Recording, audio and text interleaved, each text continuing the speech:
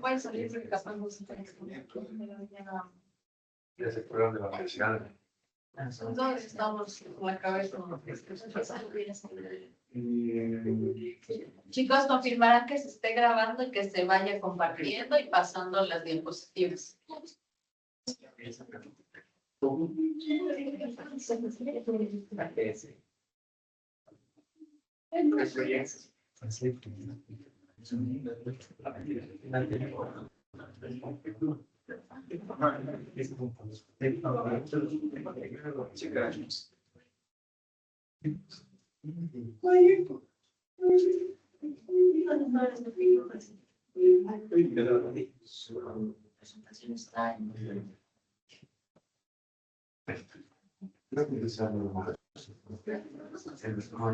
pone pantalla porque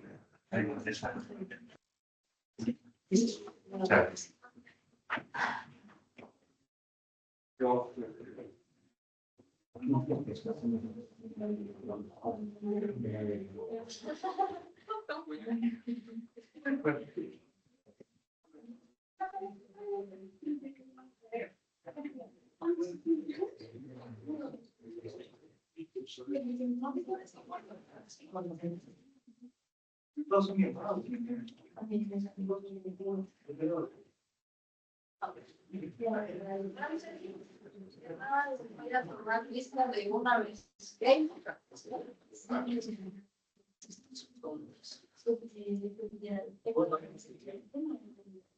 Barracín, Aldana, Bastidas, Chávez, Gallegos, Garcés, Herrera, Hinojosa, Lara, Moreno, Emily Moreno, no, Morocho, Salinas, Angoquita, Toapanta, Untuña, Valencia, no está, Villasís. Bien. Sí, muchas gracias. No me dicen, yo no puedo ayudar.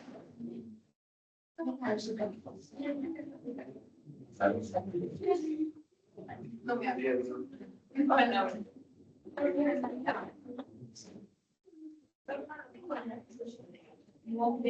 voy a pasarle y voy a ver si consigo. Gracias. Serán los celulares, chicos. Muchachos, hoy voy a dar una clase de la clase sentada y Puteo sabe a dónde se habrá caído. Pero bueno, aquí tendremos libre. Déjame que me paso ya para ir pasando. No, porque igual tengo que ir apuntando. ¿Seguro? Sí. Está bien. Sí. Gracias. Sí, para no. Porque yo pare su precio. No, para no molestar.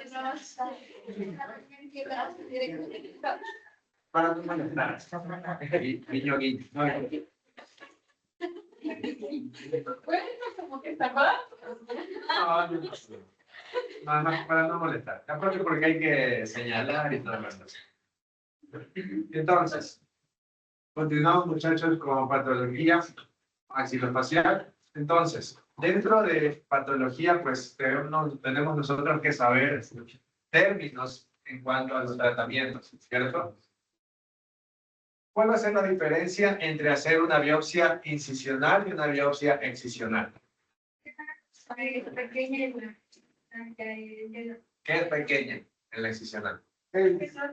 Depende del tamaño de la lesión, Ya. fuera todo o solo una parte para hacer el estudio. ¿En cuál hacemos una y en cuál hacemos dos? Adicional se retira todo si es que menor a 2 milímetros. ¿A cuánto? A 2 milímetros. 2 milímetros. A 2 milímetros, perdón. Ok, Y adicional si es que es mayor se retira solo una parte y se estudio. ok, muy bien. Entonces, como podemos ver aquí en la diapositiva, en la incisional nosotros solamente retiramos una pequeña parte de esa lesión, ¿cierto? ¿Por qué? Porque nosotros sospechamos de malignidad, porque es quizá mayor a un par de centímetros. Sospechamos de que es alguna lesión tumoral, ¿cierto? Entonces ahí nosotros podemos decidir hacer una biopsia incisional para poder mandar el resultado al laboratorio y según eso ya nos dan el resultado de la biopsia. Una vez ya confirmado, ya podríamos hacer la biopsia excisional si es que lo requiere, ¿sí? En el caso de hacer en una primera instancia una biopsia excisional, quiere decir que es una lesión pequeña, generalmente menor a 2 centímetros, se puede considerar 2.5 centímetros, ustedes pudieran hacer una biopsia excisional cuando no sospechan de malignidad, ¿cierto? Ahí ustedes pueden hacer este procedimiento, ¿sí? Entonces, ya cuando vamos a hacer ya el procedimiento como tal, tenemos que también tener en claro cuáles son los términos a utilizar en las diferentes patologías, porque no todo es hacer excisión, no todo es hacer enucleación, no todo es hacer curetaje. Dependiendo de la patología, va a depender hacer una cosa u otra, ¿sí? Entonces, marsupialización, conocido también como PARS 1, ojo, pregunta también de casos. Marsupialización o PARS 1, ¿qué quiere decir? Que ustedes pueden ver, según esta imagen que estamos señalando, ¿a qué se refiere hacer una marsupialización?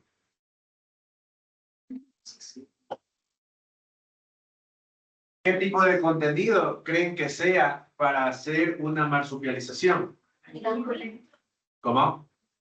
Sí, puede ser algo purulento, o sea, algo que sea netamente líquido, ¿sí? Entonces, ¿cuál va a ser el objetivo de hacer la marsupialización? Quitar la presión interna de la lesión que nosotros estamos haciendo esa intervención. Sí, pero nosotros, ¿qué hacemos al hacer una incisión? Hacemos una sutura. Pero en el caso de la marsupialización, como ustedes pueden ver aquí, aquí señalamos los bordes de la lesión. No vamos a suturar los dos bordes de la lesión, sino que vamos a suturar los bordes de la lesión hacia adentro. ¿Para qué? Con el objetivo, como ustedes ven aquí, que queda abierto ese espacio para el objetivo de que continúe eso drenando. ¿Sí? Entonces, a eso se refiere la marsupialización, dejar abierta esa lesión para que continúe su proceso de drenaje. ¿Ok? Lo podemos hacer en ránulas, lo podemos hacer en infecciones, lo podemos hacer en quistes, pero el objetivo es que sea un contenido líquido. ¿Ok?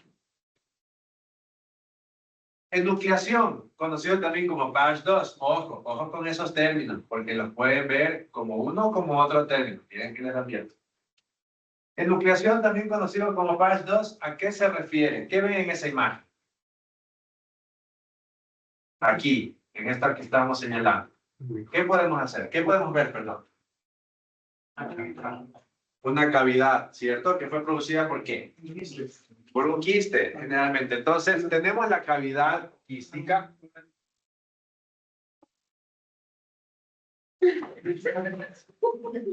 Vemos la cavidad quística, ¿cierto? Entonces, al hacer la enucleación, ¿qué quiere decir? Que retiramos ese tejido, ¿cierto? Retiramos ese tejido que generalmente es blando, también puede ser un tejido duro. Entonces, a eso se refiere la enucleación, a retirar un tejido como tal, ¿sí? Generalmente vamos a hablar de quistes, ¿cierto? ¿Y ese quiste qué va a dejar? Va a dejar un espacio, ¿cierto? Va a dejar una cavidad ósea, que generalmente vamos a tener que hacer, ¿qué? Un curetaje y una ostectomía. Entonces, no va a ser lo mismo enucleación que curetaje.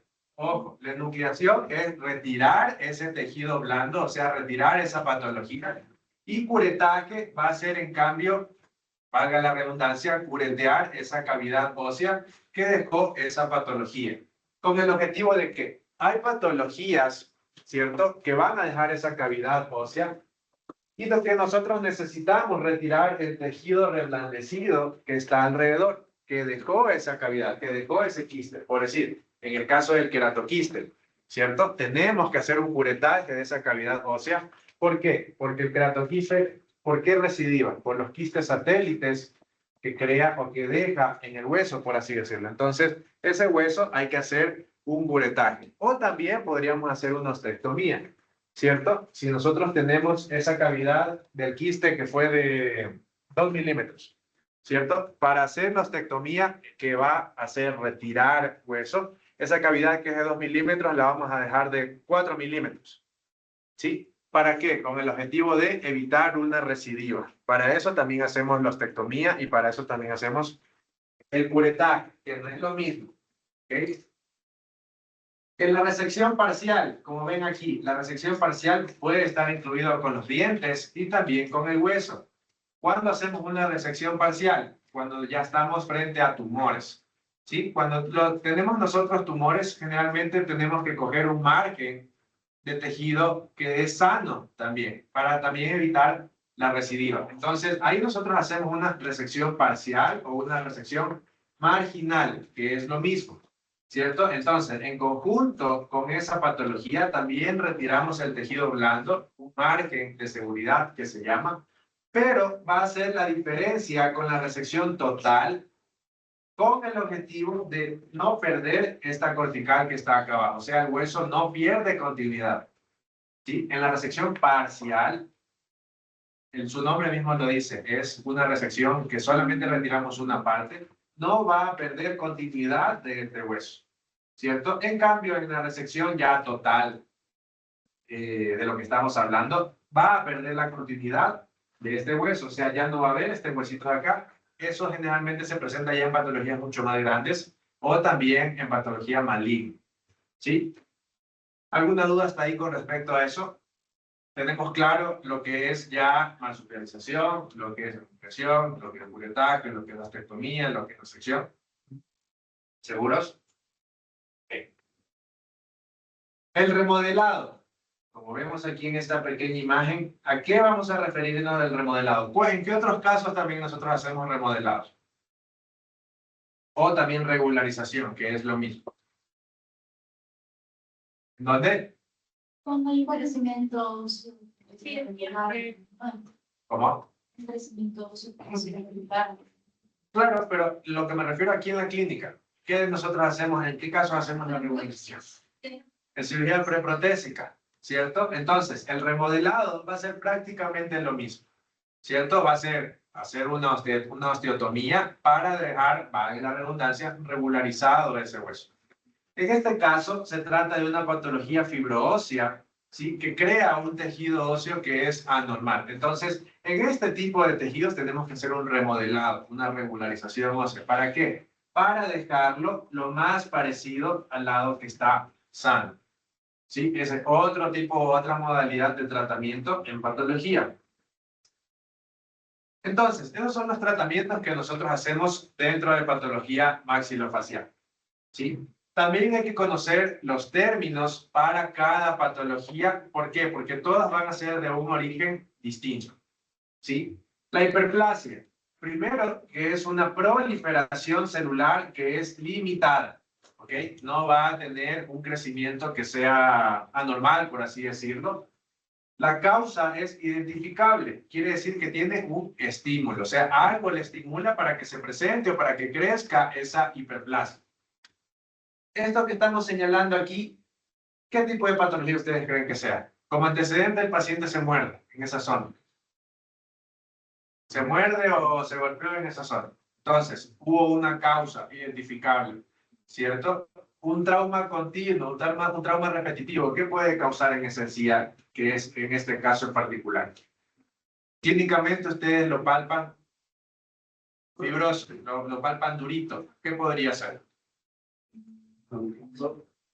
¿Cómo?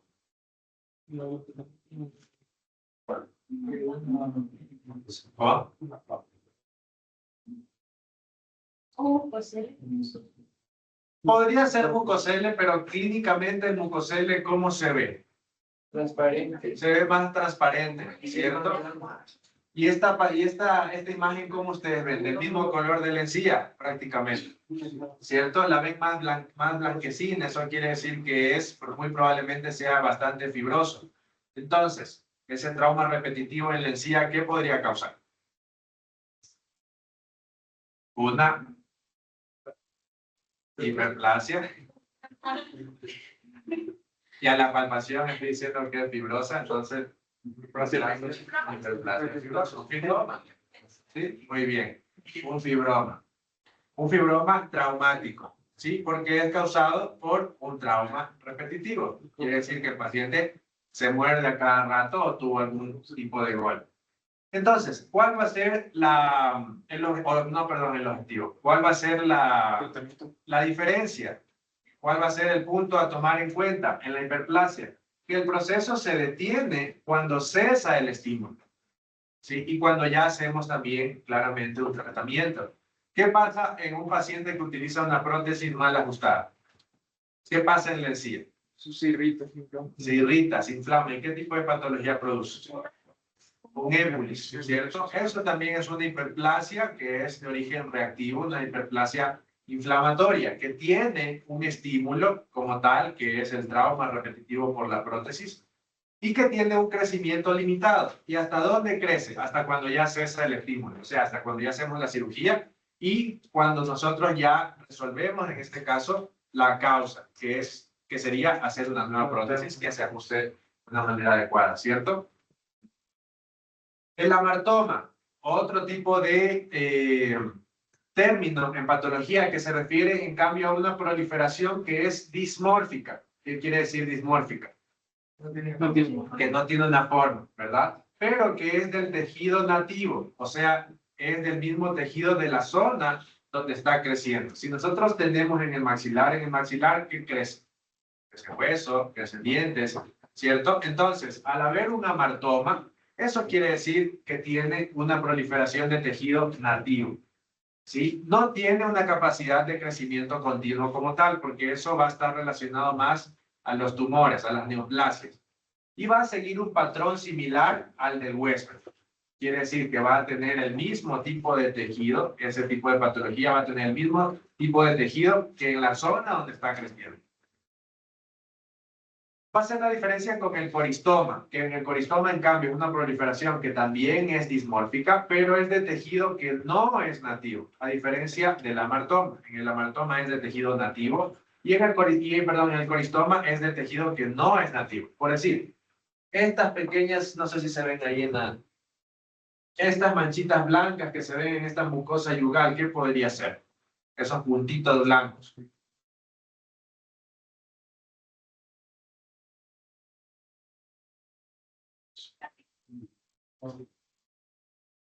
Un ejemplo clásico de coristoma son estas glándulas de Fordyce, ¿sí? Que son pequeñas glándulas sebáceas.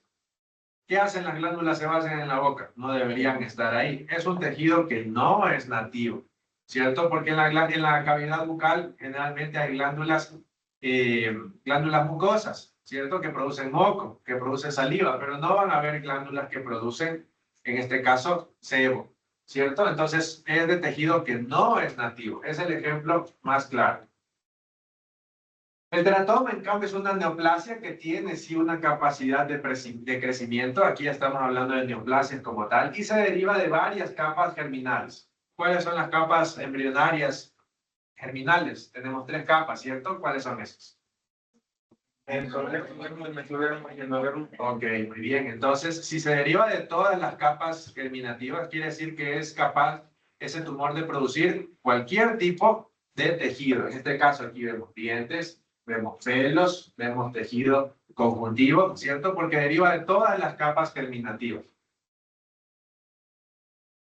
Neoplasia benigna, ya hablando de tumores como tal, es una proliferación que es dismórfica y que tiene la capacidad autónoma de crecimiento. Va a ser la característica clave de la neoplasia, ¿sí? Entonces, no todo tipo de patología va a ser una neoplasia, no toda patología se la vaya a llamar tumor, ¿sí? Porque hay tumores que tienen capacidad de crecimiento y hay tumores que no tienen capacidad de crecimiento. Entonces, lo correcto para poder hablar de una patología que sí tiene una capacidad de seguir proliferando, de seguir creciendo, es neoplasia, ¿sí? Entonces, este continúa también su proliferación hasta que ya se realiza un tratamiento, hasta que ya se realiza el curetaje, hasta que ya se realiza la enucleación, hasta que ya se realiza la resección, ya sea marginal o ya sea una resección total.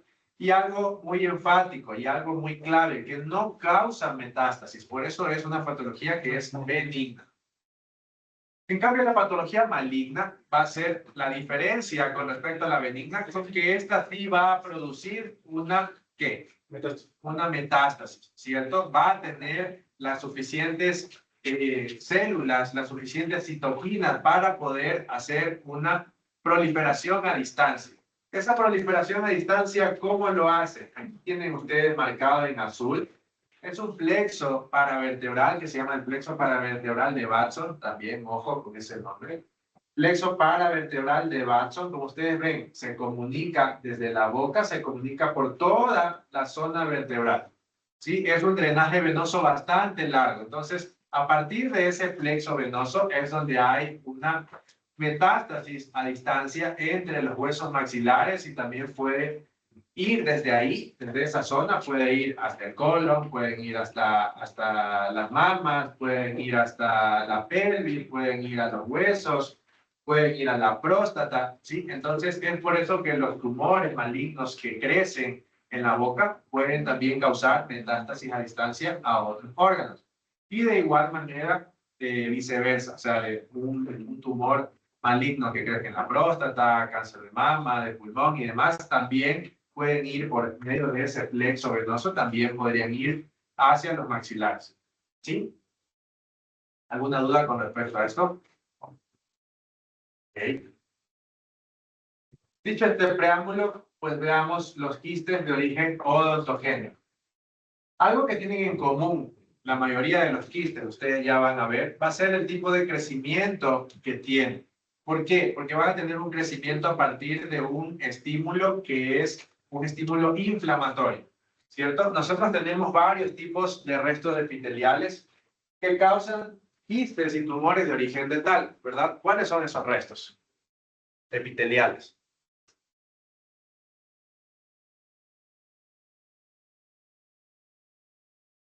Tenemos de Malacés. ¿Qué más? ¿De qué más? ¿De Serres? ¿De qué más? Epitelio reducido del esmalte. ¿Qué más? De la lámina dental. ¿Qué más? ¿Sabes noche cuando no se sabe cuál viene el capital? Puede también ser un. Sí, pero en este caso estamos hablando de cuáles son los tipos de restos. De cuáles son los tipos de restos que pueden proliferar. Entonces, bueno, ya los mencioné. Tenemos cualquiera de esos tipos de restos epiteliales, ¿cierto? Enfrente a un estímulo inflamatorio, es decir, frente a citoquinas, ¿qué va a pasar con ese estímulo? ¿Qué va a pasar con ese resto epitelial? Va a empezar a proliferar. ¿Sí? A medida que va proliferando, va ganando cierto tamaño y empieza a tener como que su propia vascularidad, ese quiste. ¿Sí? Al tener su propia vascularidad, al tener ya su propio metabolismo, ¿qué va a causar? Va a causar también sus desechos, porque tiene su metabolismo también. Al causar esos desechos, que generalmente son restos de colesterol, restos de agua y demás, ese colesterol y ese agua va a causar una presión hidrostática en el interior, en la luz de ese quiste que se está formando. Entonces, a partir de esa presión hidrostática, es como va proliferando también, cómo va ganando más tamaño ese quiste hasta que ya se hace algún tratamiento, ¿sí? Hasta que ya se hace cualquier tratamiento que ya vimos, que es la enucleación, el curetaje, la marsupialización y demás. ¿Sí? Entonces, esa es la manera como va creciendo un quiste, por presión hidrostática y por un estímulo que es de origen inflamatorio. Tenemos entonces el primer quiste, el más común, el quiste radicular. Es un quiste de origen inflamatorio que va a estar relacionado a un diente que no está vital.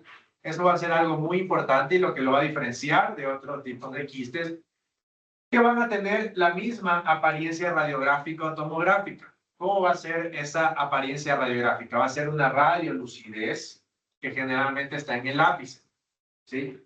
Va a estar relacionada de los restos de Malacés.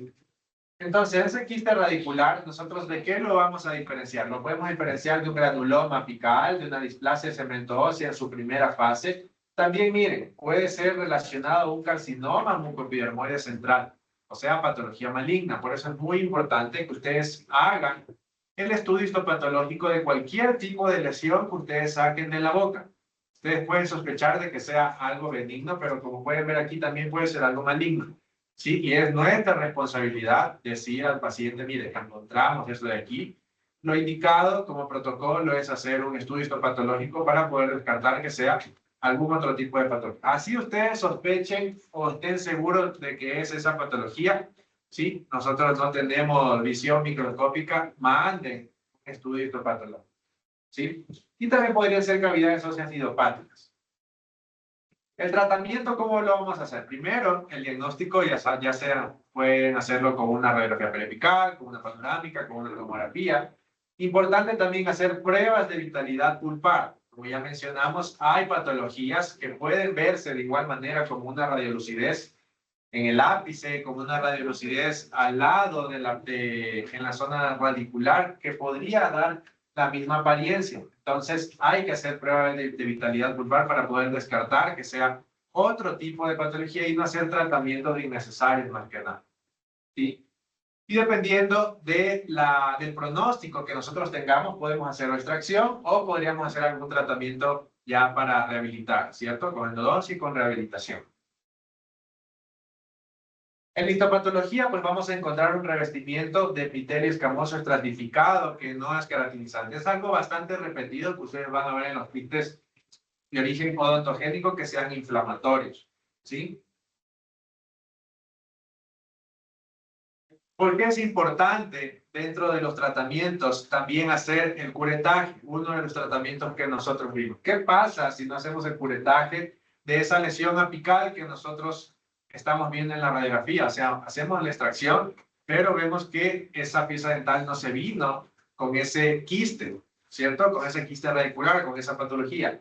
Podría quedar un quiste residual. Va a ser la misma característica clínica, va a ser la misma característica histológica, van a ser los mismos diferenciales y el mismo tratamiento que el quiste radicular, porque es el mismo origen, es el mismo quiste radicular, solo que nosotros omitimos en sacarlo, ¿sí? Entonces, importante hacer el curetaje. Cuando ustedes vean esa patología, esa radiolucidez en la raíz, hagan el curetaje para poder retirarla, porque puede de igual manera quedar ahí en el hueso, y eso ustedes ya saben que los quistes tienen su propia, ¿qué? Pueden llegar a tener su propia vascularidad para seguir creciendo, para seguir proliferando, ¿sí? Los diferenciales, como ya vimos, van a tener exactamente los mismos diferenciales dependiendo del tamaño también. Y el tratamiento va a ser igual. Hay que hacer la enucleación, hay que hacer el curetaje. Es importante también hacer la eliminación del foco inflamatorio, siempre. El quiste dentígeno es el segundo quiste más común de origen odontogénico. También es producto de inflamación, ¿sí? De un diente que no está erupcionado o un diente que está, un folículo que está en desarrollo. Cualquier tipo de diente que esté impactado o que esté retenido también podría ser origen de quistes, ¿sí? Entonces, puede erupción, o puede, perdón, aparecer en la mandíbula, puede aparecer también en el maxilar, generalmente en la zona de los terceros molares, en la zona de los caninos, es donde van a aparecer estos quistes. ¿Por qué? Porque son los dientes, o son los últimos dientes en erupcionar. ¿Sí? El canino es el penúltimo y los terceros molares son los últimos dientes en erupcionar. Entonces, estos son los que más prevalencia tienen para que aparezcan estos tipos de quistes. ¿Sí? ¿Por qué? Porque no va a haber generalmente espacio para poder erupcionar. Aparecen en la adolescencia por lo mismo, porque es el periodo de erupción de estas piezas dentales y tiene una mayor incidencia en hombres. Los diferenciales podrían ser queratoquiste, podría ser fibroma ameloblástico o también podrían ser ameloblastomas si es que ya llega a un gran tamaño. Recordémonos que puede llegar a tener un tamaño considerable si es que no se hace un tratamiento.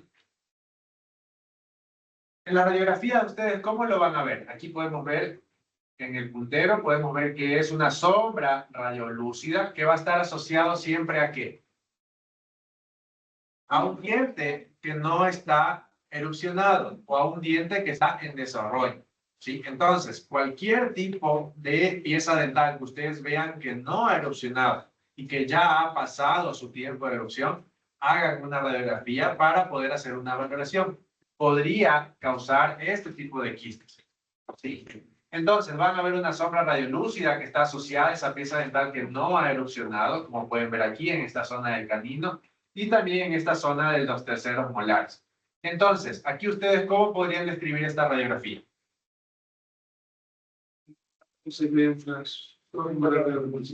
Ok, sombra radiolúcida, ¿qué más? La pieza 13 y ¿Asociado a qué pieza? Asociada a la pieza 13, ¿verdad? ¿Qué está causando esa radiolucidez? estamos viendo ¿Cómo? estamos viendo Movilidad del cuerpo. Está causando movilidad, nosotros la podemos ver ya clínicamente, porque es desplazamiento de piezas dentales. Ese es el término correcto. ¿Qué más está causando? Está causando reabsorción, ¿verdad? Entonces, como pueden ver, la reabsorción, o sea, la risólisis, el desplazamiento de estructuras, el desplazamiento de piezas dentales, no solamente va a estar relacionado a tumores, también está relacionado a quistes dependiendo de su tamaño. ¿Ok? Siguiente radiografía, ¿qué podemos ver?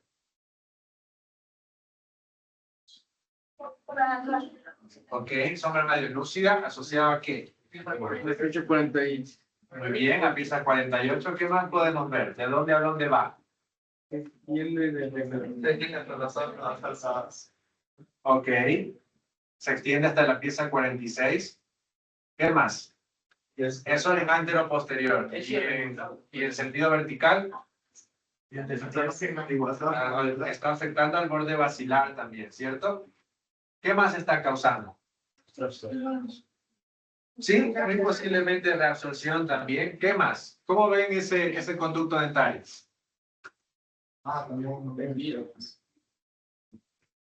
¿Cómo ven ese conducto dentario? Está hasta el nivel. ¿Cómo ven ese conducto? También está desplazado, ¿cierto? Entonces, importante, como les menciono, los quistes también pueden causar desplazamiento de estructuras. Estructuras como el conducto dentario inferior, ¿sí? El tratamiento, dependiendo del tratamiento, ustedes ya vieron todos estos tratamientos, ¿cierto? Podemos hacer diferentes dependiendo de qué, el tamaño de ese quiste, dependiendo de la patología, ¿sí? En el caso de que sea una patología grande, por decir, en este caso, ¿cuáles son los riesgos de poder simplemente hacer o de querer hacerle nucleación? Fractura. De que hay una fractura, ¿sí? Entonces, si nosotros no queremos causar una fractura, ¿qué podríamos hacer? Primero podríamos hacer una aspiración. ¿A qué se refiere la aspiración? Meter una aguja y aspirar ese contenido líquido, ¿cierto? Si ya vemos el contenido líquido, nosotros ya podemos tener la alta sospecha de que de que ya tenemos la alta sospecha de que sea una patología de origen quístico, ¿sí? ¿De qué color sale cuando ustedes hacen la aspiración? Puede salir amarillento, puede salir rojizo, puede salir pardo. Si ya sale algo blanco, algo por decir como leche condensada, algo como lechoso, amarillento, ya pueden sospechar de otro tipo de patologías como un queratoquista. ¿Sí? Pero si sale algo como pardo, si sale algo rojizo, si sale algo amarillento, hay la alta probabilidad de que sea algo quístico. ¿Sí? Entonces, hacemos la aspiración ¿con qué objetivo? ¿Cómo era el crecimiento del quiste? Aparte de cuando ya gana tamaño.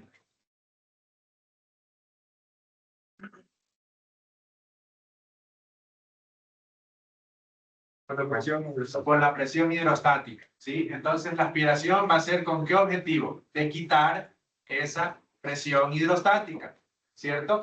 También podemos hacer una marsupialización. Ya sabemos cuál es el objetivo de la marsupialización. O sea, dejar abierto la patología para que drene, ¿cierto? Entonces, con eso, nosotros, ¿qué vamos a lograr? Primero, hacer un tratamiento que sea muy invasivo, evitar que haya complicaciones como fracturas, ¿sí? Y una vez que ya se descomprime ese quiste, ¿por qué? Porque cuando nosotros ya le quitamos la presión hidrostática al quiste, va a formarse el nuevo hueso, ¿sí? Pero eso se va a formar después de los 3 meses aproximadamente. Entonces es un tratamiento largo para evitar más que nada la fractura y para evitar mayor morbilidad. Una vez que ya tenga un tamaño que sea enucleable, si es que cabe el término, ya podemos hacer la enucleación y podemos hacer el curetaje. Entonces, por eso va a depender de qué tamaño sea la patología. ¿Sí? O sea que, digamos, si te hace lo que tiene la aspiración, que ya tiene el tamaño, ¿cierto? Ajá. Y después se recupera otra vez. Claro, el hueso se vuelve de nuevo a crear en esa zona, porque hay el proceso normal de reposición, ¿sí? Pero ya sabemos que a lo que nosotros quitamos esa presión hidrostática del quiste, el quiste va a cesar su crecimiento y ya no va a causar el proceso de expansión que causa el quiste. Entonces ya va a dar chance a que se cree de nuevo hueso, ¿sí? Eso en el caso de que sean quistes que sean grandes y que pueda haber algún tipo de riesgo, por decir, riesgo de fractura y demás.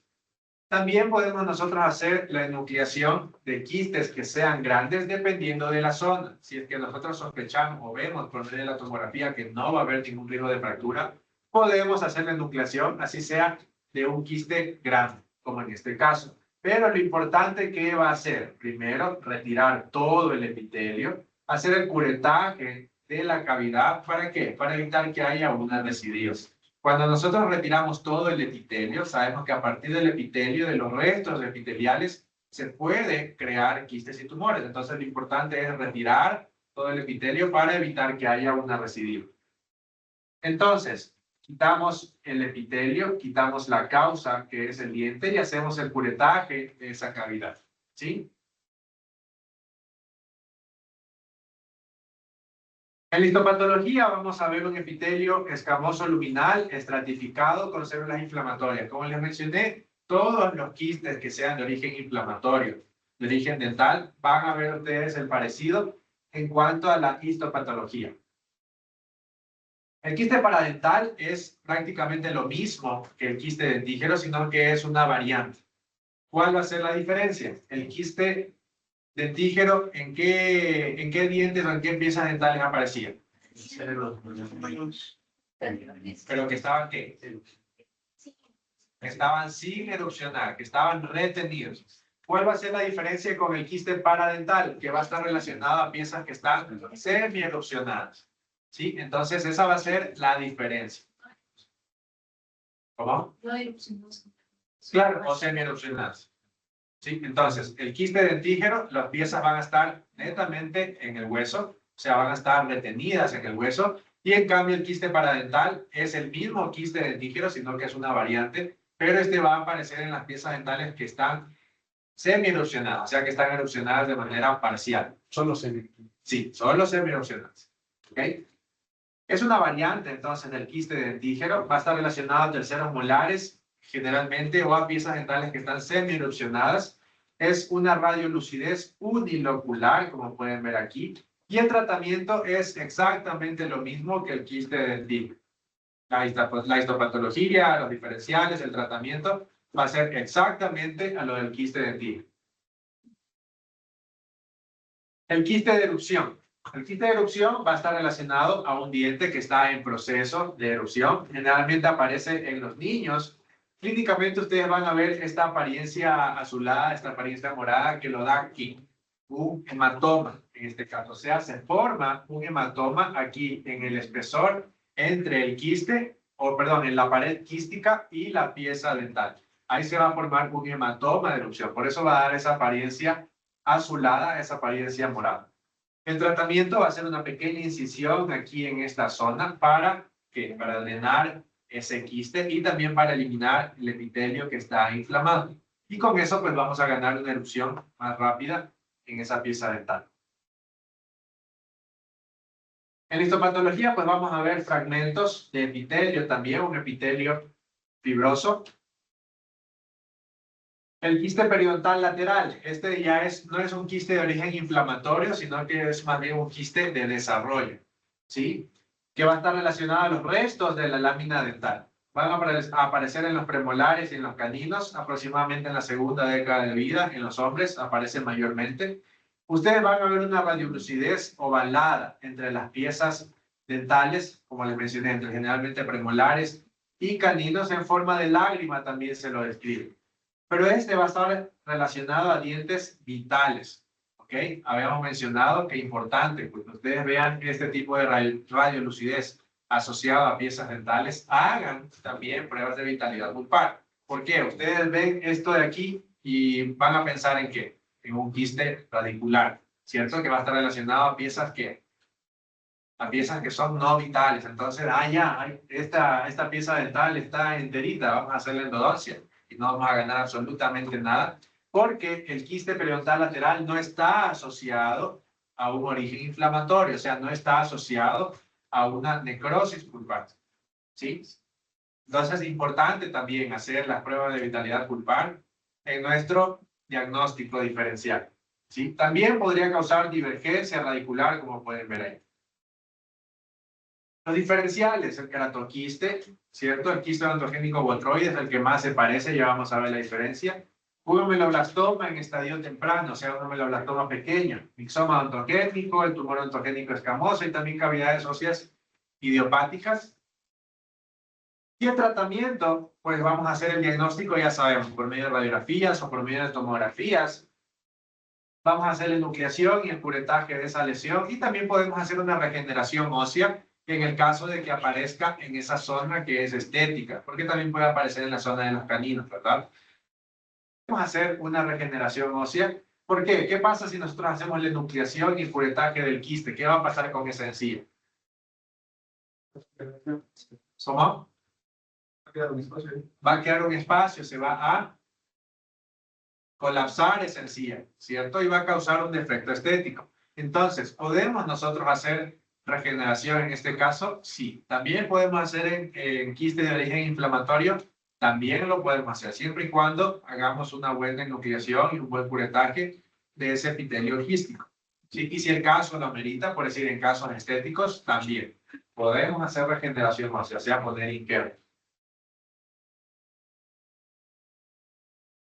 El pronóstico, importante, hacer un buen tratamiento de nucleación y el curetaje. ¿Para qué? Para evitar recidivas. Sabemos que cualquier tipo de quiste que nosotros dejemos de epitelio también podría ser un foco potencial de que haya una recidiva, porque ese epitelio tiene el potencial de, por medio de ese estímulo inflamatorio, que prolifere. Entonces es importante retirar todo ese epitelio quiste, ¿sí? El quiste odontogénico botroide es una variante de este quiste periodontal lateral, pero ¿cuál va a ser la diferencia radiográficamente? Van ustedes a ver estas zonas de calcificaciones, sí, pero va a tener la misma apariencia radiológica. Va a aparecer entre las premolares, entre los caninos, va a aparecer como una forma de lágrima, sí, va a causar desplazamiento, o va a causar, perdón, divergencia, desplazamiento radicular. Va a tener exactamente las mismas características, la misma histopatología, pero va a tener estas zonas de calcificación en el lumen quístico, lo que le va a conferir una alta capacidad de recidivar si es que no retiramos también todo el epitelio quístico. La histopatología es exactamente la misma, pero vamos a encontrar estas zonas de calcificación en el epitelio estratificado de ese quiste. El quiste gingival del adulto es derivado de los restos de la lámina dental, aparece entre los premolares, incisivos y caninos también, puede aparecer en ambos sexos en la segunda década de vida aproximadamente, y va a ser una proliferación netamente de tejido blando, o sea, esto no va a causar un proceso en el hueso, pero el tratamiento de igual manera va a ser la enucleación y el curetaje, no va a causar recidivo. Clínicamente ustedes van a ver esta apariencia como azulada, ¿sí? En la zona del reborde gingival. ¿Cuál es la diferencia o cómo se llaman estos quistes gingivales que están en el reborde alveolar y los que están en el paladar? Epstein. ¿Cuál es el de Epstein? Las de la encía. ¿Cómo? Las de la encía. ¿Seguro? ¿Seguro? No dude. A ver, ¿cómo? Las de la encía son las de la. Ok. ¿Y la del paladar? Ok, bien. Entonces, los que están en el paladar, ¿cierto? Van a ser los nódulos de Bohm, y los que están en el reborde alveolar van a ser las perlas de Epstein, ¿sí? Va a ser exactamente lo mismo, lo único que lo va a diferenciar es que unos están en el reborde alveolar y otros están en la zona media del paladar. Tratamiento. No pasa nada, solo hay que esperar porque ya se quita. Ok, entonces, en el 90 y pico % de los casos no amerita tratamiento porque van a caerse solitos, o sea, va a tener una resolución espontánea.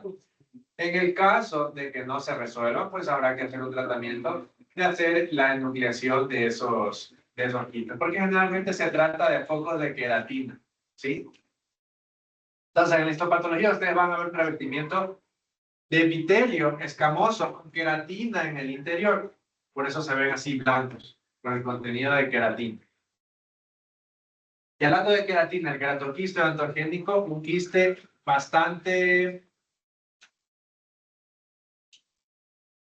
engañoso, bastante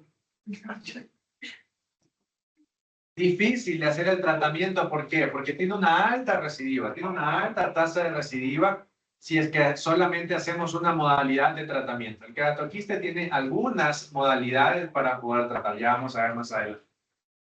Entonces, el queratoquiste ontogénico, por su alta capacidad de recidiva, por su alta capacidad de crecimiento, ha sido también clasificado como un tumor.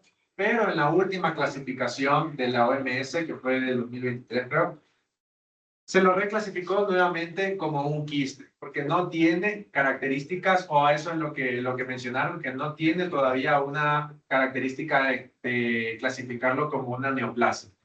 Entonces, va a aparecer en la segunda década de vida, en la adolescencia. ¿Por qué? Porque va a estar asociado también a terceros molares, podría estar asociado a caninos, también puede estar asociado a síndromes. Ya vamos a ver también unas preguntas. Puede aparecer como una sombra unilocular o una sombra multilocular, por lo cual vamos a tener que también diferenciarlo de otros tumores, ¿verdad? Este puede causar una gran expansión, puede causar movilidad dental, podría causar desplazamiento de haz neurovascular, podría causar refracción, podría causar risólisis, expansión y demás. Ustedes ya saben que cualquier tipo de quiste, cualquier tipo de patología que gane tamaño puede causar todos esos tipos de características clínicas y radiográficas, ¿cierto? Los diferenciales, entonces, tenemos que diferenciarlo del quiste dentígeno, del ameloblastoma, fibroma ameloblástico, del mixoma, son los principales. Cuéntanos. También, este también tiene un contenido blanquecino en su interior porque produce queratina, ¿sí? Y un olor bastante fuerte también, es algo característico. Entonces van a ser los principales diferenciales, como mencionaba, el quiste dentígeno, el ameloblastoma, el fibroma ameloblástico y el mixoma, dependiendo si es unilocular o si es multilocular. ¿Qué podemos ver en esta radiografía? ¿Cómo describiría?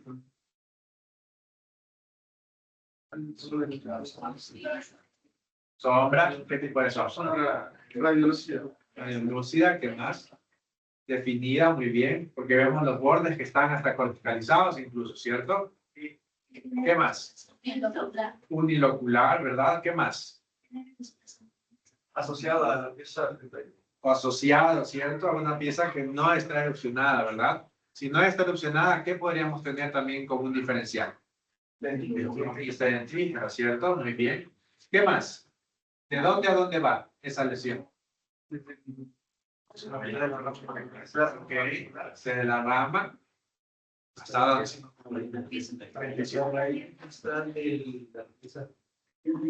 Ok, muy bien. Entonces, confiere o cuáles son los límites de la lesión, la rama, el ángulo y también el cuerpo, ¿cierto? Entonces, nosotros ya describiendo, si decimos cuerpo, ángulo y rama, sabemos que es una lesión grande, ¿sí? Eso en sentido antero-posterior y en sentido vertical.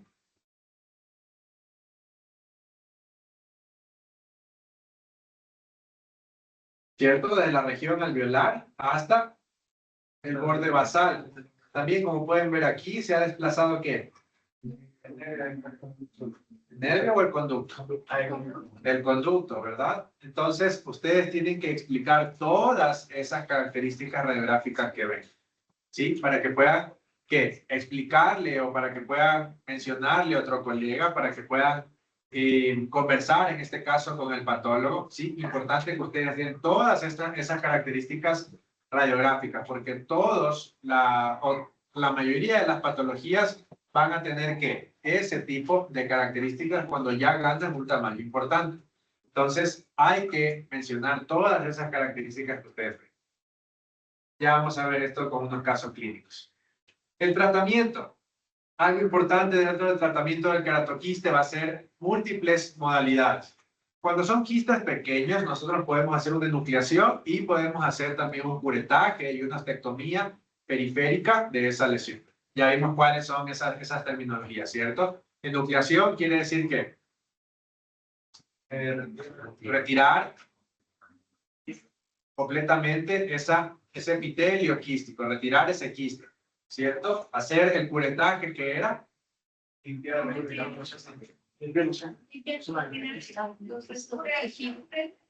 la cavidad ósea, ¿cierto? La cavidad quística que dejó en el hueso, ¿sí? Entonces, el tratamiento que nosotros vamos a hacer en el queratoquiste va a ser eso. Primero, la enucleación, el curetaje y también vamos a hacer, ya vamos a ver en los casos clínicos mejor, un tratamiento también químico, un tratamiento para poder eliminar o para poder tratar de bajar ¿qué? Su capacidad de recidivar, ¿sí? Ya vamos a ver con unos casos clínicos. El quiste odontogénico calcificante va a aparecer en la adolescencia. No son agresivos, hay poca recidiva, generalmente aparecen en mujeres, en la zona del maxilar y tiene zonas de calcificación aquí en su lumen quístico. Es derivado de los restos de Serres, es de origen primordial, o sea, no es de origen inflamatorio, sino que es un quiste de desarrollo. Los diagnósticos diferenciales, el queratoquiste, la ameloblastoma, el odontoma en desarrollo y también un fibroma osificante. El tratamiento va a ser la nucleación y el curetaje de esa cavidad, ¿sí? Y también claramente retirar el diente que está asociado. Habrá casos en los que ustedes pueden retirar el diente y habrá casos en los que no ameritan retirar el diente, dependiendo del pronóstico que tenga esa pieza dental. Si es traccionable, si se puede poner en boca nuevamente, en qué posición inicial está en una posición ectópica, está en una posición heterotópica, ¿sí? Entonces, todos esos factores son importantes visualizar para poder tomar una decisión si también retiramos o no la pieza dental. En esta patología, pues vamos a ver células cuboidales con núcleos hipercromáticos y también pequeñas zonas de calcificación aquí en el lumen quístico. El quiste odontogénico adenomatoide, otro quiste también bastante común dentro de los quistes de origen dental. Ojo con estas características. Va a derivar primero del epitelio odontogénico, es expansivo, aparece en los 2/3 de los casos, aproximadamente un 70% en adolescentes, un 70% aproximadamente aparece en los caninos, ¿sí? Es una radiolucidez unilocular que es definida, pero radiográficamente también vamos a ver pequeñas zonas de calcificación en el lumen de ese quiste. Los diferenciales, ustedes ya saben cuáles son los posibles diferenciales, el quiste dentígero, el queratoquiste, el fibroma ameloblástico, mixoma, ¿sí? Y el tratamiento también, nucleación, curetaje y retirar la pieza dental que está asociada si es que no tiene un pronóstico bueno. ¿Qué podemos ver en esa radiografía?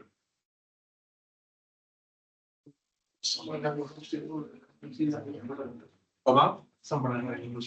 Hay una comunicación, ¿cierto? Con el seno maxilar. ¿Qué más? ¿Cómo describimos la radiografía? Acordémonos, siempre empecemos a describir la radiografía. Ok. ¿Qué más? Asociado primero a qué?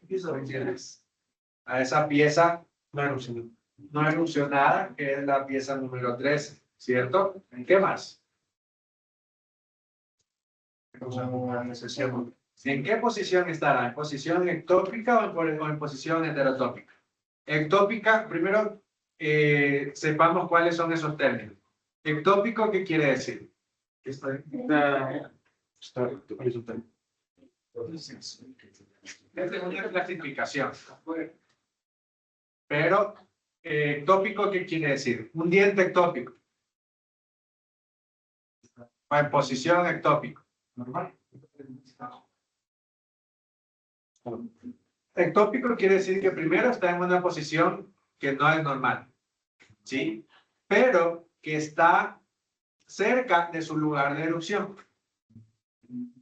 Y heterotópico es una pieza que está en una posición que también no es normal, pero que está lejos de su lugar de erupción. Entonces, en este caso, ¿en qué posición estaría? En posición heterotópico, ¿cierto? ¿Por qué? Porque está prácticamente aquí en la órbita, en la fosa nasal, ¿sí? Entonces, es una posición que no es normal, pero que está fuera de su lugar de erupción, ¿sí? Entonces, ¿qué más podemos ver en la radiografía? Está acabando la recepción.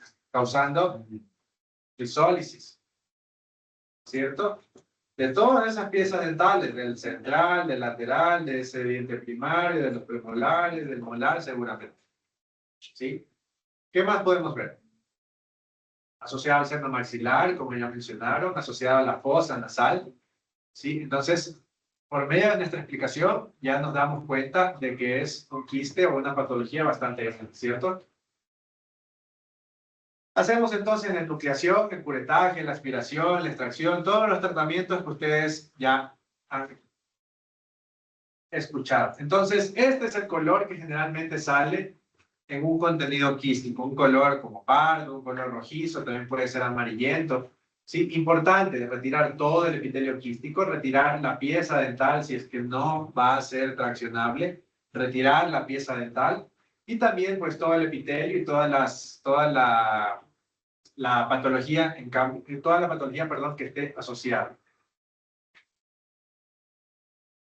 En la histopatología, pues vamos a ver una proliferación de células epiteliales que son fusiformes y también pueden ser células cuboidales o columnares con glóbulos eosinofílicos, más que nada. Veamos estos casos clínicos para tomarnos unos minutitos. O nos tomamos ahorita unos minutitos. Ok. Tomémonos 10 minutos, ¿ok?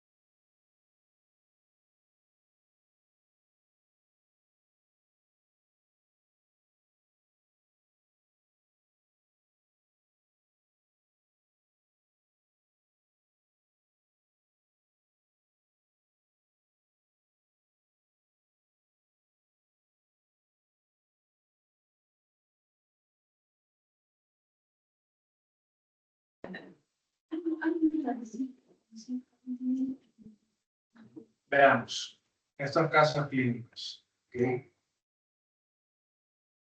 Paciente femenino de 12 años de edad, la primera consulta a valoración por retraso en erupción de dientes. La madre no refiere antecedentes de importancia y al examen clínico, al examen clínico de las manos y el examen radiográfico se observa. ¿Qué podemos ver en las manitos? ¿Qué podemos ver en la cara? Y aquí en las manos. Hay como unas manchas petequiales en las manos, ¿sí? Y aquí en la carita una lesión, ¿cierto? Ahí en la zona del puente nasal, que va a estar asociado a cierta patología. Ya vamos a ver. Alguien que me pueda describir esa radiografía.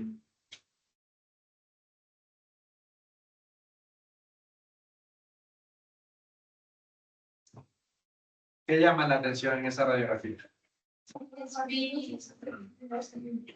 Los dos lados de Ok. ¿Qué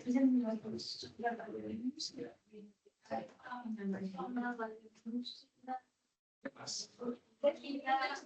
A nivel de tercero, Ajá. en ambos es bimaxilar. Ok, es bimaxilar y bilateral también, ¿cierto? También es una posición heterópica, casi que, bueno, acá en heterotópica, ¿verdad? Acá igual, heterotópico, y acá podríamos decir que ectópico, ¿sí? Entonces, algo muy importante que ustedes dijeron, que es bimaxilar y es bilateral, ¿sí? Si ustedes ven este tipo de lesiones, ¿en qué podrían pensar? Si ven que está bilateral y que está en múltiples localizaciones. Un síndrome. Ok, a un síndrome, ¿cierto? ¿A qué tipo de síndrome? ¿Y a qué tipo de patología está asociado? Síndrome de Gorlin-Goltz, ¿cierto? Podrían ser quistes dentígeros, pero es bastante raro que sea bilateral y que sea bimaxilar, ¿sí? Por eso había mencionado que es algo importante esa descripción. Que ustedes vean que están en los dos maxilares y que están en los dos lados, ¿sí? Entonces, si nosotros tenemos múltiples sintomatologías, si nosotros tenemos múltiples características clínicas relacionadas también a características radiográficas del conjunto de síntomas, ¿qué va a dar? Una síndrome, ¿cierto? Un síndrome es el conjunto de varias características, ¿sí? Entonces, si nosotros hacemos ya la biopsia, en este caso, ¿qué tipo de biopsia hacemos? ¿Cómo? Hacemos incisional, ¿verdad? Porque primero es una lesión que es sumamente grande y tenemos en varios sitios. Entonces, pues hagamos solamente una biopsia incisional. Nos salió queratoquiste. Entonces, ahí nosotros, ¿en qué podemos nosotros sospechar? Múltiples queratoquistes. ¿Qué síndrome? Ya mencionaron. El síndrome de Gorlin-Goltz, ¿sí? Va a estar relacionado a múltiples queratoquistes, no solamente un quiste que esté solitario, o sea, que solamente esté aquí en esta zona, sino que esté en varias zonas. Eso quiere decir que podría estar relacionado a un síndrome. En el caso de que ya hagamos la biopsia y que nos salga queratoquiste, entonces tenemos la alta sospecha de que pueda ser un queratoquiste, perdón, que pueda ser un síndrome de Gorlin-Goltz. ¿Okay? Entonces, en los diagnósticos diferenciales, nosotros ya sabemos, ya mencionaron, en caso de que sea un caso aislado o en caso de que sea asociado a un síndrome, ¿a qué va a estar o cuál va a ser la característica que nosotros vamos a notar? Primero, que hay múltiples, ¿cierto? Y que también hay otras características clínicas en la cara y en las manos, ¿sí? ¿Qué exámenes complementarios solicitaría? La biopsia, ¿cierto? Para poder abordar el caso. ¿Qué más? Biometría, tiempo de coagulación, exámenes que sean los de rutina, ¿cierto? Y el tratamiento quirúrgico que se hace en los queratoquistes, ¿cuáles eran? Aspiración, ¿qué más? Aspiración, ¿qué más? curetaje de esa cavidad, ¿qué más? Y la ostectomía periférica, ¿cierto? Y aparte, ¿qué tratamientos farmacológicos se utilizan en el queratoquiste? ¿Qué tratamientos farmacológicos se puede utilizar para disminuir la recidiva?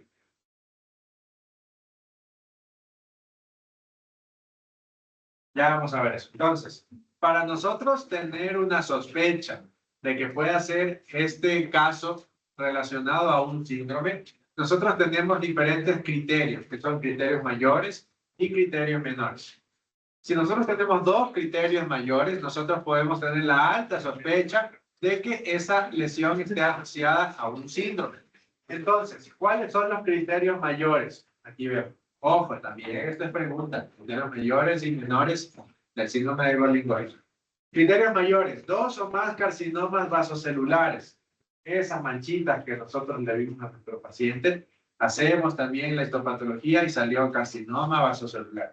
Ahí tenemos un criterio mayor.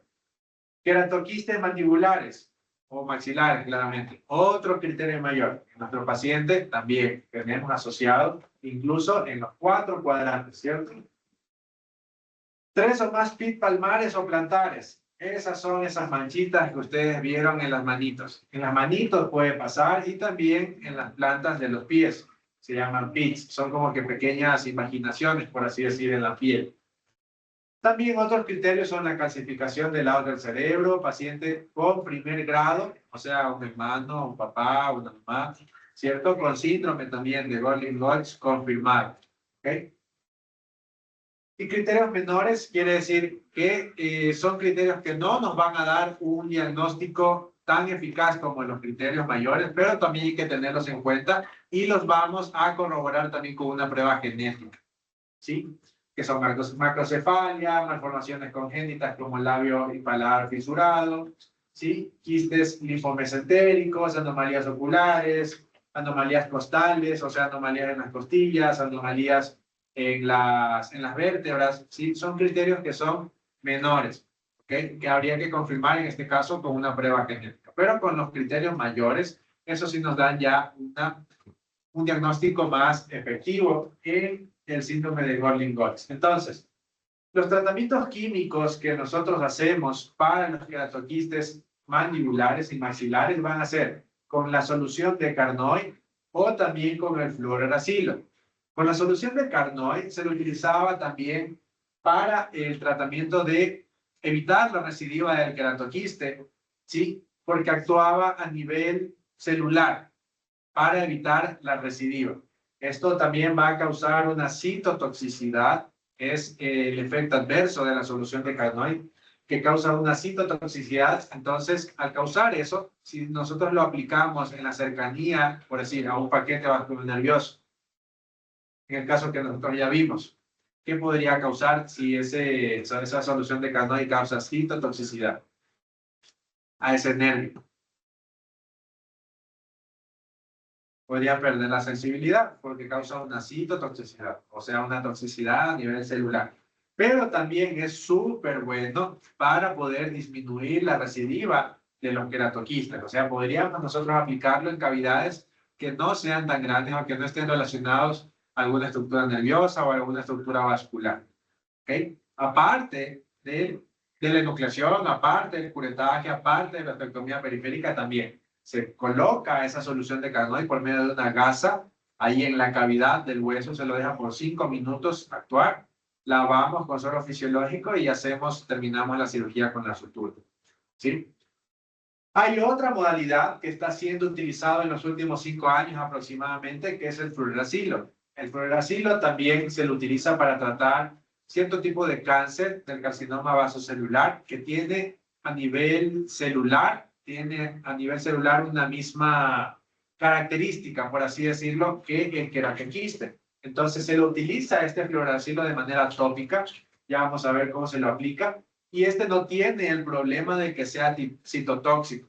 Se lo puede dejar en la cavidad, se lo puede dejar cuando está cerca a un nervio, y ayuda también, se han reportado los casos clínicos de los últimos 5 años, y ayuda a disminuir la recidiva del queratoquiste.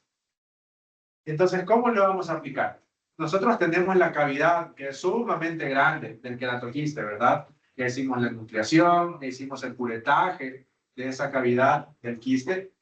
¿Cómo podemos transportar ese líquido? Porque necesitamos de un vehículo, algo que también lo contenga a ese líquido. Vamos a utilizar las esponjas hemostáticas, así como las pequeñitas, también hay en tamaño familiar. Lo ponemos ahí en la zona donde está ese hueso, ¿cierto? Donde está la cavidad ósea, la cavidad del quiste, ponemos esa esponja hemostática y la esponja hemostática la embebemos con ese fluorocilo, ¿sí? O sea, el líquido lo ponemos ahí en la esponja que está en el hueso. Cerramos la encía y eso ahí queda actuando de manera tópica.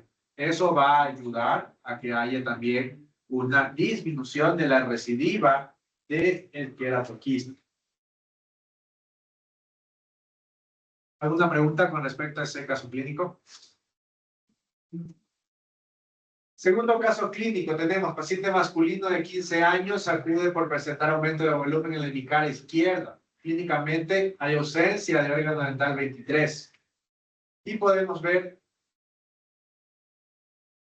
clínicamente cómo está ese paciente. ¿Cómo podrían describirlo? ¿Cómo? Asimetría, ¿verdad? Es lo primero que nos llama la atención. Muy bien. ¿Cómo podemos describir esa asimetría? ¿En dónde está? En el lado izquierdo de la cara, ¿cierto? ¿En qué zonas?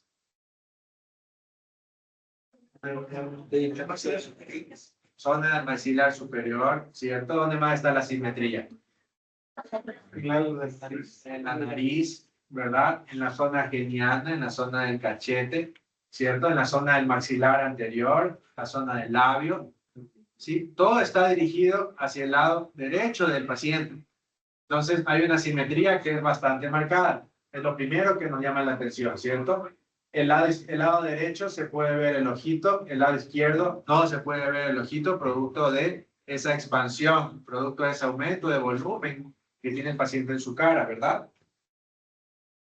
En la tomografía podemos ver eso.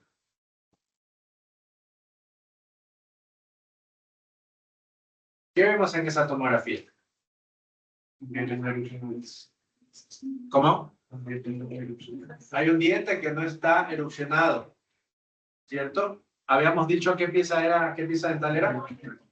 Pieza dental 23, que está retenida, que está causando una patología, que lo más probable es que sea de una naturaleza quística, ¿cierto? Entonces, ¿qué diferenciales podemos nosotros tener? Relacionado al canino.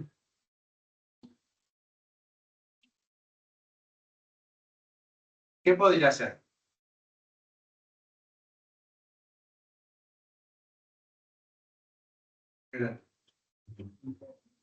Lista de antígeno. ¿Qué más?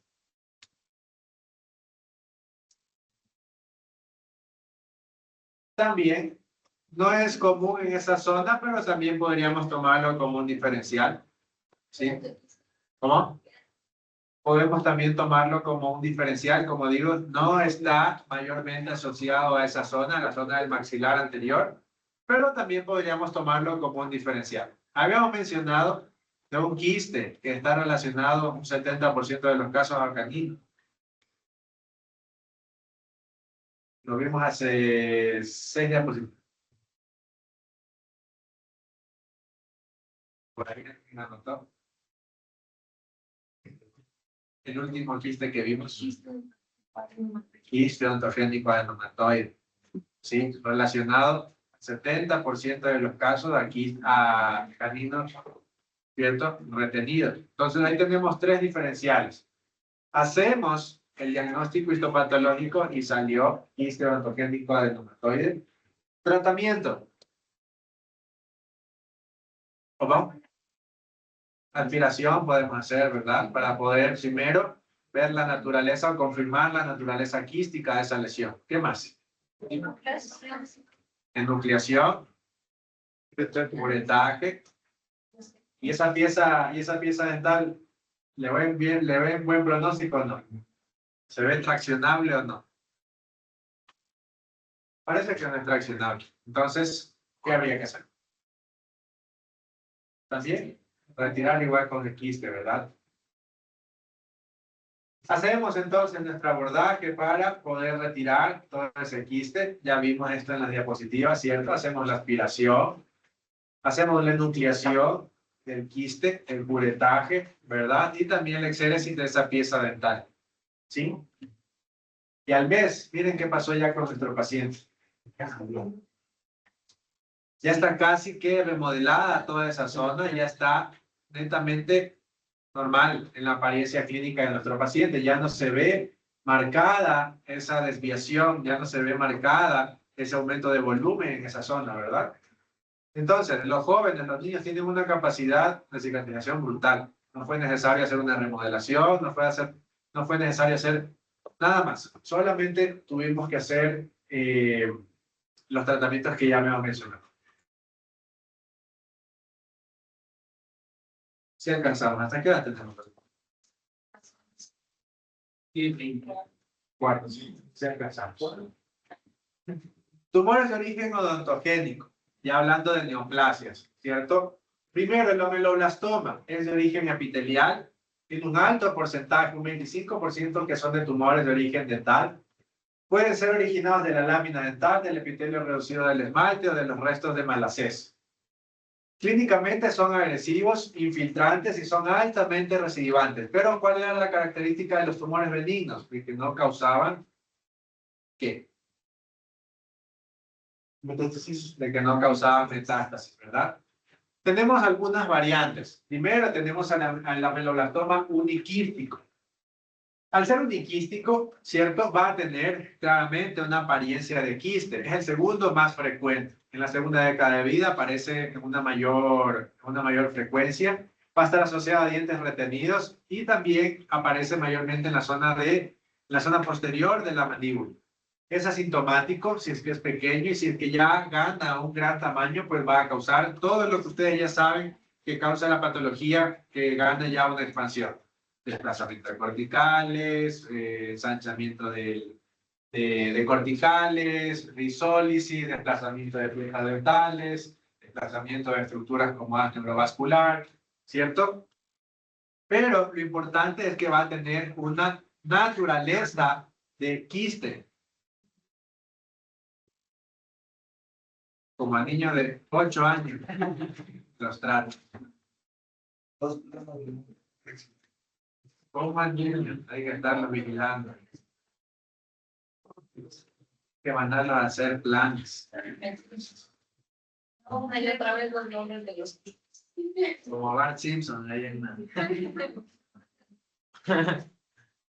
la pizarra lo vamos a poner. El diagnóstico radiográfico, ¿qué vamos a ver? Ya sabemos el nombre que dice uniquístico, entonces radiográficamente, ¿cómo lo vamos a ver? Unilocular, ¿cierto? Va a ser semejante a un quiste dentígeno, va a tener una apariencia bastante parecida, va a causar lisólisis, adelgazamiento de corticales, desplazamiento y demás. Entonces podemos ver en esta radiografía que no está relacionado a un diente que está retenido, ¿cierto? Y aquí en cambio sí podemos ver que está relacionado a dientes que están todavía en proceso de erupción, ¿verdad? Entonces podría presentarse de las dos variantes, ¿sí? Histológicamente va a ser lo más importante en el ameloblastoma uniquístico. El ameloblastoma siempre se lo ha asociado ¿a qué? ¿A qué tipo de tratamientos? No, no tanto a cáncer, porque estamos hablando de patología benigna. ¿Recuerdan que nombramos algunos tratamientos, verdad? La nucleación, el curetaje y tal. Entonces, el ameloblastoma, uno siempre piensa ameloblastoma, ya, hay que retirar ¿qué? Todo el hueso, hay que hacer una resección, ¿verdad? Muy bien. Pero el ameloblastoma uniquístico es, digamos, el menos agresivo de los ameloblastomas, o uno de los menos agresivos de los ameloblastomas, que son intraóseos, ¿sí? Porque también tenemos extraóseos. Entonces, es el menos agresivo de los intraóseos porque va a tener una naturaleza más que nada quística, no tanto una naturaleza tumoral. Entonces, histológicamente va a ser lo importante en las variantes. El luminal, el revestimiento, va a tener un revestimiento epitelial ameloblástico, pero que no infiltra la pared del tumor. Y en cambio, en el mural, acuérdense, el luminal, que está en el lumen, y mural, acuérdense como que es un muro, o sea, que está en la pared, ¿sí? Y mural va a tener su porción infiltrante en la pared del quiste. Entonces, el hecho de que sea o de que solamente esté en el lumen, quiere decir que no va a tener una infiltración mayor hacia el hueso. Y en cambio, si es una naturaleza mural, o si histológicamente es mural, quiere decir que va a tener una infiltración hacia el hueso. ¿Sí? Entonces, ¿ustedes cuál creen que sea el más peligroso? El mural, ¿verdad? Porque va a tener una infiltración hacia el hueso. Pero aún así, el uniquístico es el que menos recidiva podría causar porque tiene una naturaleza quística más que nada. Pero dentro de la característica histológica, el hecho de que sea luminal quiere decir que es el menos agresivo en este caso. ¿Sí? El tratamiento, pues va a ser una resección quirúrgica con márgenes de seguridad en el caso de que ya haya una recidiva, más que nada. Pero también podríamos hacer un seguimiento en conjunto con un tratamiento que sea conservador. O sea, iluminación, curetaje, expiración, marsupilización. O sea, todo lo que no involucre retirar el hueso. ¿Sí? O sea, un tratamiento que sea conservador. En el caso de que ya sea un tratamiento que haya recidivado, pues ya tendríamos que hacer una resección con margen de seguridad. Margen de seguridad quiere decir también tomar una porción de tejido que esté clínicamente sano. ¿Sí? El ameloblastoma periférico es un tumor que es relativamente raro, pero al ser ameloblastoma y al ser periférico, quiere decir que solamente va a estar en la porción de la encía, o sea, va a ser un tumor extraóseo, no va a ser un tumor central, ¿sí? Sino que va a ser un tumor periférico, o sea, extraóseo. Va a estar limitado a la gíngiva y a la mucosa alveolar, va a ser asintomático si es pequeño, si es que ya es grande, ya saben todo lo que puede causar. Va a ser un nódulo sésil, o sea, va a tener una base ancha, no va a ser pediculado. Es el menos agresivo de los ameloblastomas y la recidiva es rara. Vamos a tener que hacer la nucleación de ese tumor y también el curetaje. No va a ser una patología del hueso netamente, sino va a ser una patología periférica. Otra cosa completamente distinta va a ser el ameloblastoma sólido o multiquístico. El ameloblastoma multiquístico, como su nombre mismo lo dice, va a tener ¿qué? Múltiples compartimentos, múltiples quistes que ustedes van a ver, o múltiples, perdón, lóbulos que ustedes van a ver en la radiografía o en la tomografía. Este es un tumor también de origen epitelial que es benigno. Es bastante frecuente, la etiología es desconocida. Va a aparecer entre la cuarta y sexta década de vida aproximadamente. Aparece en la región posterior de la mandíbula, asintomático en las primeras fases del ameloblastoma. Y si es que ya gana una gran expansión, ustedes ya saben todo lo que puede causar: adelgazamiento cortical, desplazamiento de la neurovascular, reisólisis, la expansión de las tablas óseas, ¿cierto? En el diagnóstico radiográfico, ustedes van a ver lesiones radiolúcidas que pueden ser uni o multiloculares.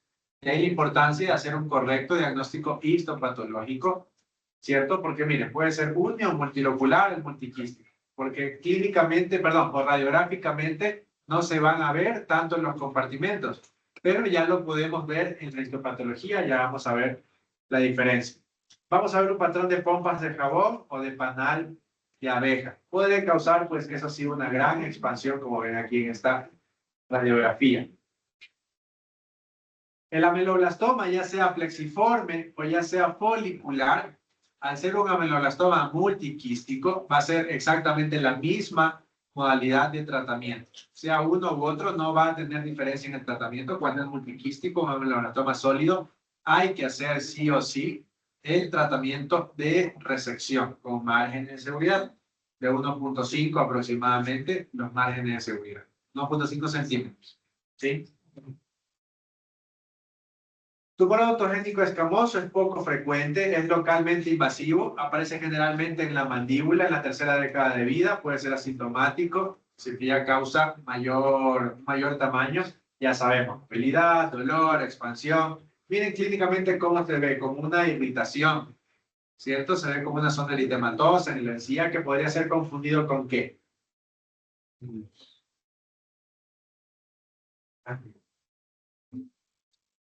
Puede ser cándida, ¿qué más? Puede ser algo maligno como carcinomas, ¿cierto? Entonces, importante, hacer el diagnóstico histopatológico. El diagnóstico radiográfico, ¿qué vamos a ver? Vamos a ver lesiones radiolúcidas que pueden ser uni o multiloculares y pueden estar asociados también a dientes retenidos.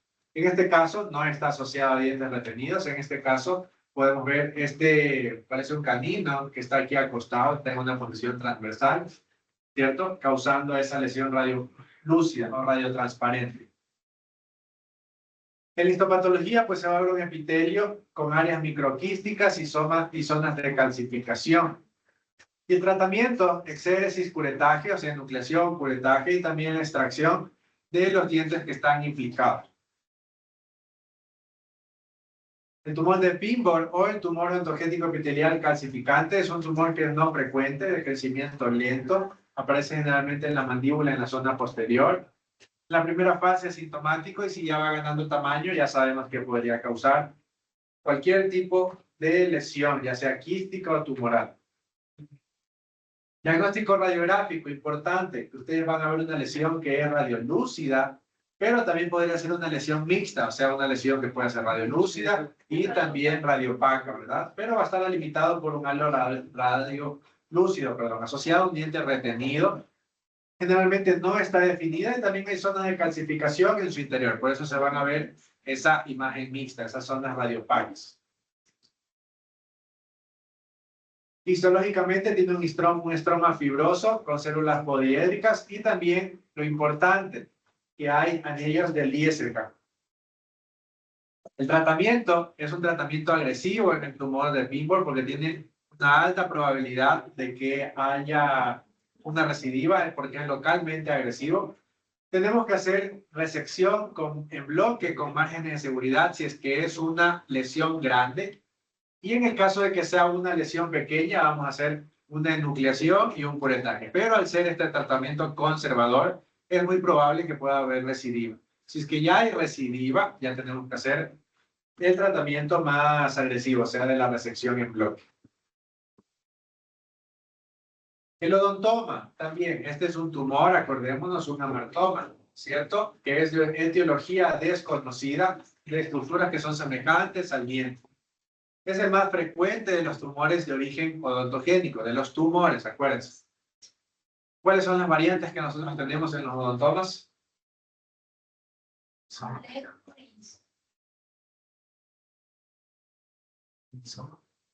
¿Cómo? No.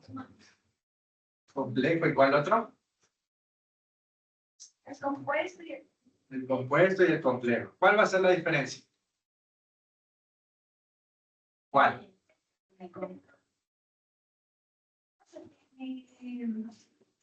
o sea, está ¿En ordenado. cuál, disculpa? O sea,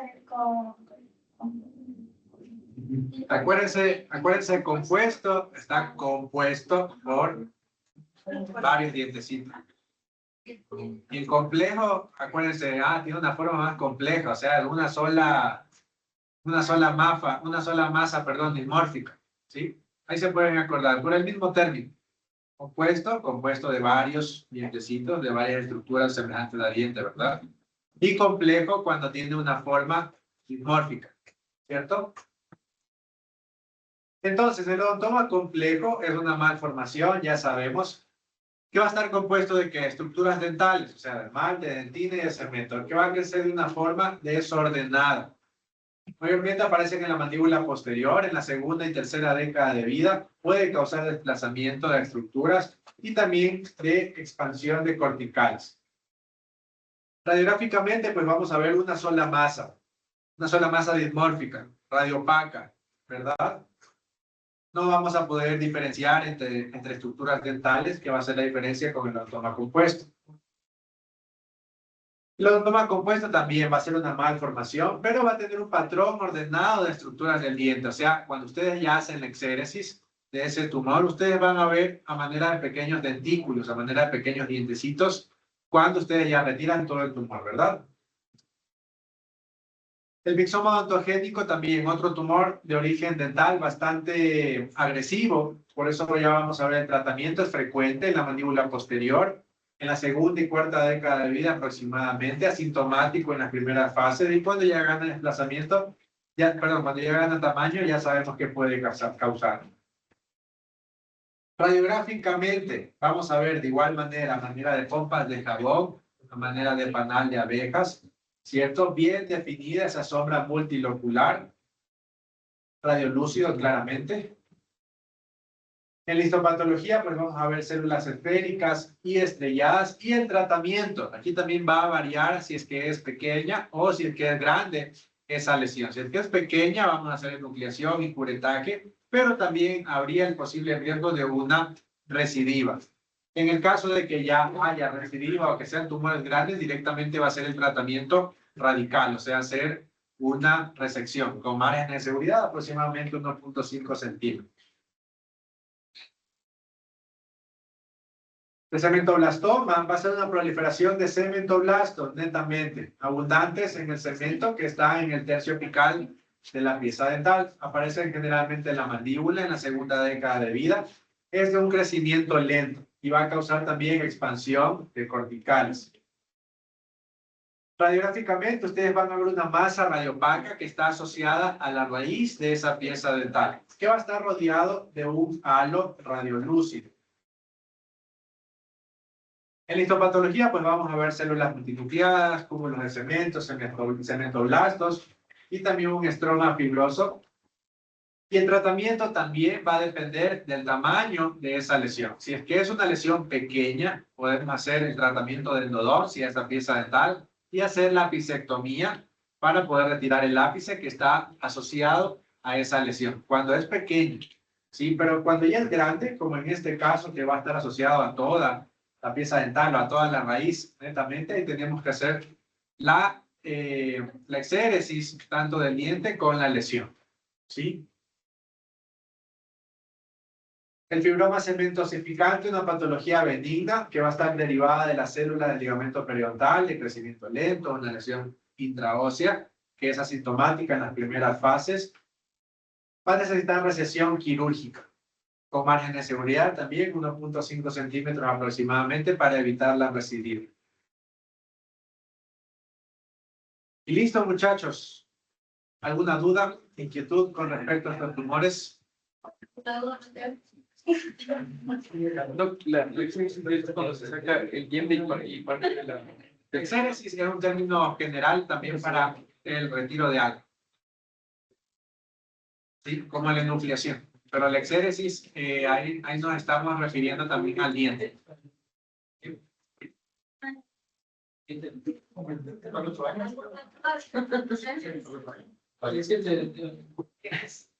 Dudas, inquietudes.